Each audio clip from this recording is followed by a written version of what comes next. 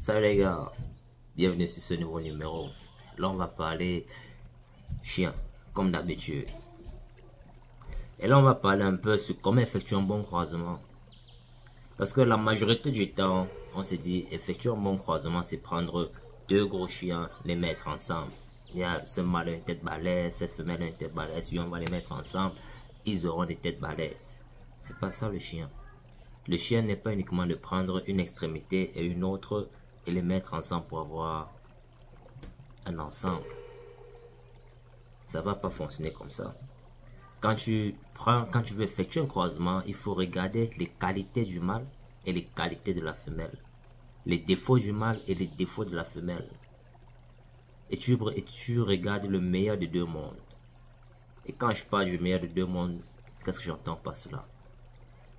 Tu peux avoir une balèze femelle, une femelle qui est costaude comme tout le monde aime. Une femelle qui ressemble au mâle. Toi, tu te dis non, ma femelle, elle ressemble au mâle, donc j'ai la meilleure des femelles. Pourtant, génétiquement, c'est pas ça que tu veux. Génétiquement, tu ne veux pas une femelle qui ressemble au mâle parce que il était prouvé et démontré que les femelles qui ont des traits masculins ont des problèmes de reproduction. Ces femelles ne sont pas des bonnes mères. Tu peux les croiser, ça peut prendre comme ça peut ne pas prendre. Et tu as plus de chances que ça ne prenne pas. Parce qu'elle a plus de chromosomes masculins. Ce que toi tu veux, c'est d'avoir une femelle féminine. Une femelle qui a beaucoup plus les traits d'une femelle que les traits de mâle. Là, c'est un point. Et le second point, il faut regarder la structure de l'animal. Qu'est-ce que tu recherches dans un croisement? Tu recherches des chiens avec des grosses pattes. Tu recherches des chiens avec des pattes arrière solides. Tu recherches un chien avec un top line droit.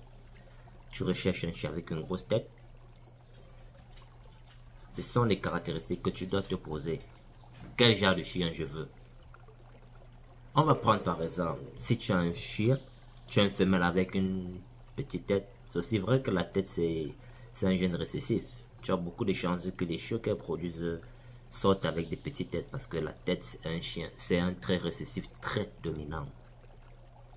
Donc si tu as une chienne avec une petite tête, ça sera très difficile pour toi de pouvoir reproduire des chiens avec des grosses têtes. Et pareil pour les mâles. Donc ce que tu veux faire toi en tant qu'éleveur, quand tu prends ton chien ou ton chiot, rassure-toi déjà à prendre une femelle qui a déjà les caractéristiques que tu recherches. Si tu veux la grosse tête ou les grosses pattes, rassure-toi de prendre le chiot de la portée qui a des grosses pattes déjà et une grosse tête. Là, ça va te sauver beaucoup et ça va te faire gagner beaucoup en temps. Au lieu de travailler pendant des générations et des générations pour pouvoir ressourcer les traits que tu recherches. Pareil pour le mâle. Et maintenant, on va revenir au croisement. Quand on parle de croisement, qu'est-ce qu'on veut?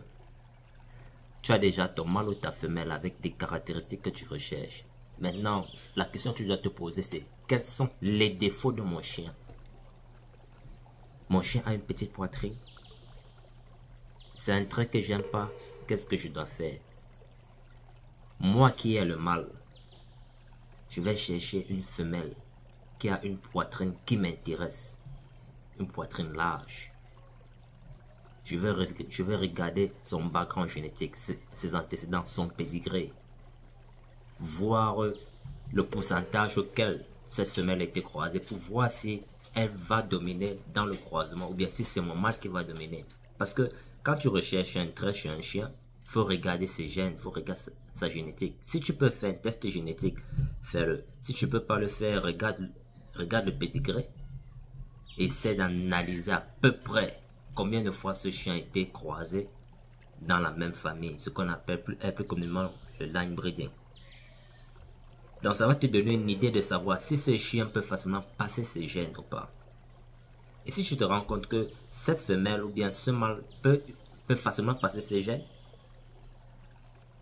feu vert, va faire ton croisement. Ce qui est sûr, c'est que dans cette portée, tu auras 50 à 60% des chiots qui vont sortir avec les traits que tu veux. Et dans ces 50 ou 60% de ces chiots-là, tu fais ta sélection. Tu gardes les meilleurs produits que tu veux. Pareil pour la tête. Si tu veux une plus grosse tête, toi la femelle, toi qui as la femelle, tu veux des chiots avec des plus grosses têtes, tu cherches un mâle, tu veux, tu es sur le même processus, tu regardes le mâle qui a plus de chance de passer ses traits. Parce qu'il y a ce terme qu'on emploie souvent, les traceurs. Mon mâle est traceur, mon mâle n'est pas traceur. Pourquoi est-ce qu'on emploie ce terme? Quand tu vas voir, quand tu dis que ton mâle c'est un traceur, il faut déjà que son chien a un fort potentiel génétique. Son potentiel génétique de line breeding ou bien de inbreeding doit être très fort. Parce que si tu croises ce mâle avec une femelle qui a un pourcentage génétique plus fort que lui, il y a des grosses chances que la femelle domine dans le croisement. Par contre, si tu veux mettre ton mâle en avant, ce que tu dois faire, c'est de trouver des femelles avec des pourcentages génétiques plus bas que le sien. Ce qui fera en sorte que chaque fois que ton mâle part chez une femelle, il va reproduire ses traits à lui. Pareil pour la femelle. Si ta femelle te plaît et que tu veux garder les traits de ta femelle, tu vas la croiser de manière consistante avec des mâles qui ont des traits que tu recherches, mais qui ont un potentiel génétique moins élevé que le sien. C'est comme ça là que tu vas pouvoir jouer et balancer dans les deux cas. Bon, c'est vice versa quoi. Donc ce qui fait en sorte que avant de faire un croisement, tu dois déjà regarder les points forts de ton chien et aussi ses points faibles. C'est très important de regarder les points faibles de ton chien parce que vu que tu connais les points faibles de ton chien, tu peux amener ton chien chez un chien qui a des points beaucoup plus forts. Donc tu amènes ton chien chez un autre chien qui a des points qui vont compenser les faiblesses de ton chien à toi. C'est comme ça que tu vas effectuer un bon croisement. Ouais, parce que quand tu connais les faiblesses de ton chien, ça devient plus facile pour toi de produire des chiens avec des meilleurs potentiels. Parce que connaître uniquement les points forts de ton chien ne va pas t'aider dans ton élevage. Vu que ce chien a déjà des points forts que tu cherches, donc identifie. Parce que comme je disais, il faut connaître tous ces paramètres-là. Les points faibles de ton chien qui sont très importants à connaître parce que ça va te permettre de ne pas doubler sur ces points. Parce que si tu ne maîtrises pas les points faibles de ton chien et que tu croises ton chien avec un autre chien qui a les mêmes faiblesses, et tu vas te retrouver avec des chiots de mauvaise qualité parce que tu es en train de doubler sur ses fautes, sur ses faiblesses. Disons par exemple, si ton chien a des problèmes aux yeux, tu vas croiser ton même chien avec un autre chien qui a des problèmes aux yeux. Donc tu vois, tu es en train de doubler sur ce problème-là. Ton chien a une petite tête. Tu vas les croiser avec un chien qui a une petite tête. Tu doubles ce problème. Et comme je l'ai dit plus tôt, la tête c'est un trait récessif très puissant. Et pour pouvoir produire des chiens avec des meilleures têtes, ça va te prendre peut-être 7 générations. Peut-être tu ne pourras même jamais avoir des chiens avec des grosses têtes. La même chose pour le top line. Donc c'est pour ça que c'est très important de maîtriser les faiblesses de ton chien. Les forces de ton chien, tu les connais. Mais les faiblesses, identifie-les.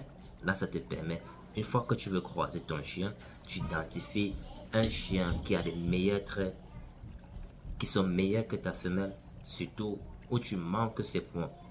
Tu amènes ta femelle chez ce chien et lors de ta production, tu fais juste ta sélection et tu gardes le meilleur chiot qui a le meilleur des deux mondes. Et c'est comme ça là que tu réussis à produire des bons chiots. Bon, n'hésite pas à lâcher un commentaire si tu approuves, si tu désapprouves ce que j'ai dit et on continue la conversation plus tard quoi.